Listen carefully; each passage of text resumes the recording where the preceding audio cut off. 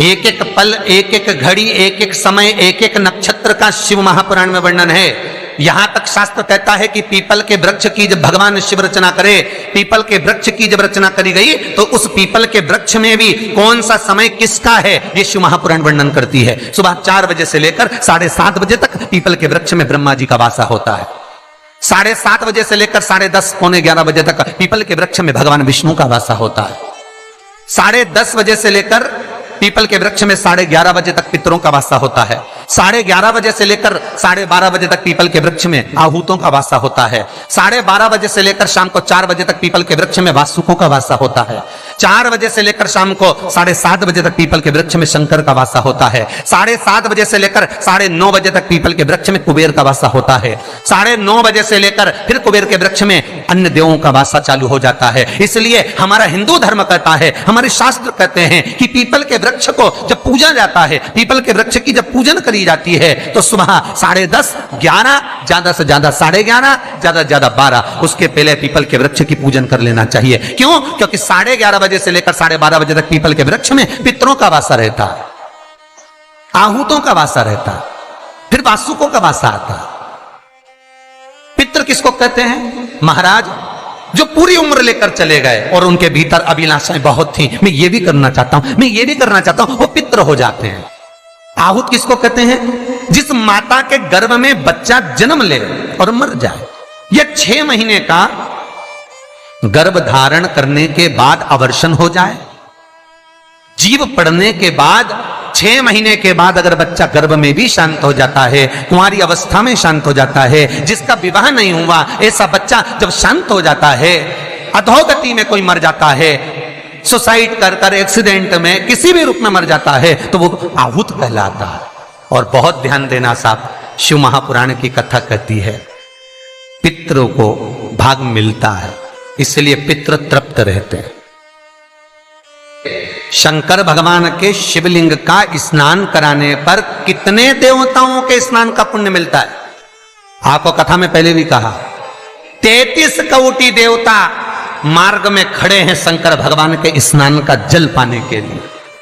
शंकर का जो शिवलिंग होता है, भगवान शंकर का जो शिवलिंग कटी भाग, उस पे जो शिवलिंग रखा है, शिवलिंग जहां रखा हुआ है, ये कटी, ये तो पार्वती जी का हस्त कमल है, पर शिवलिंग का जो गोल भाग है शिवलिंग, उसका जो नीचे का भाग है, सबसे नीचे का भाग, वो ब्रह्मा जी का प्रतीक है।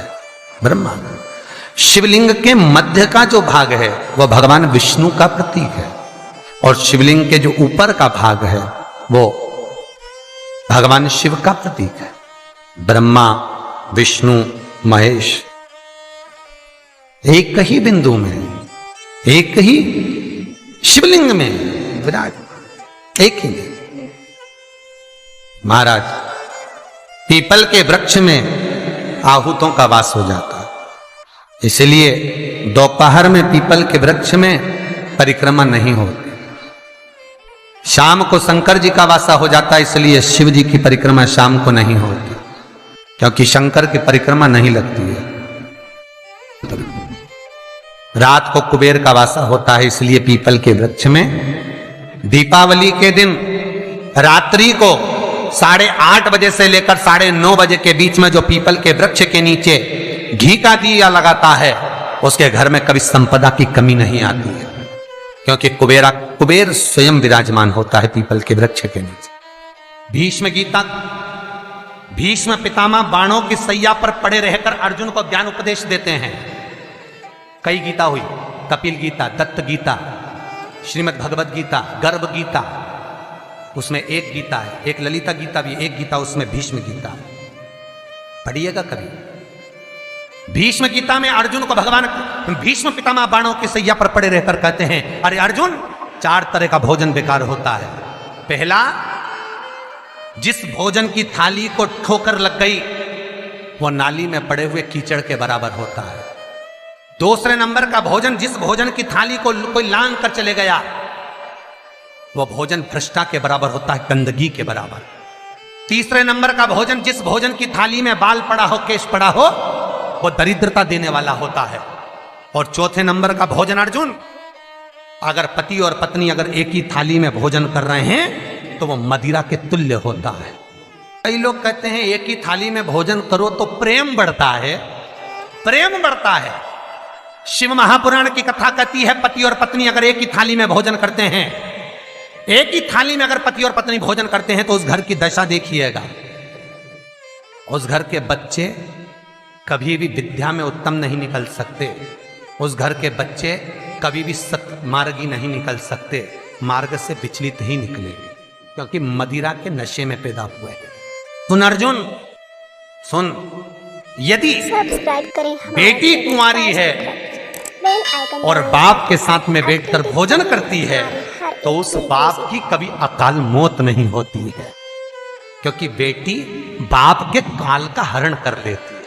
बेटी कुंवारी है, बेटी की शादी हो जाए जब भले वो पिता के साथ भोजन ना करे क्योंकि गोत्र बदल गया, पर बेटी जब तक कुंवारी है हमारा चैनल बाप के साथ बैठकर भोजन करेगी तो बाप के काल को हरण कर लेती है। ये उसी तरह जैसे एक गाय ब्याह गई हो और एक गाय कुंवारी हो।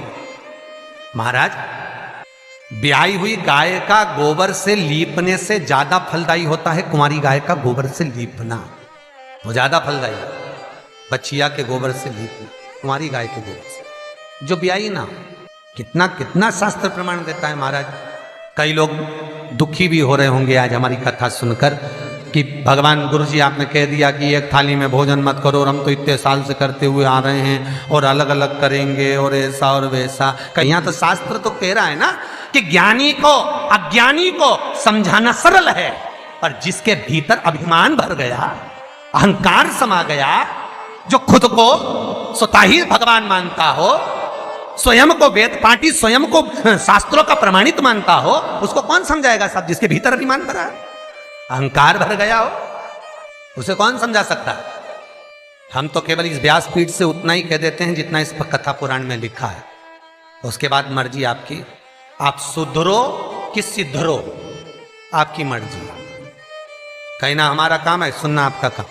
करना हो तो ठीक है, ना करो तो आग लगे बस्ती में अपन रो मस्ती में। मीराबाई जैसे अलमस्त रहो, मैं तो चली वृंदावन राणा, मेरे तो भाग जगे तेरे मेलों में आग लगे।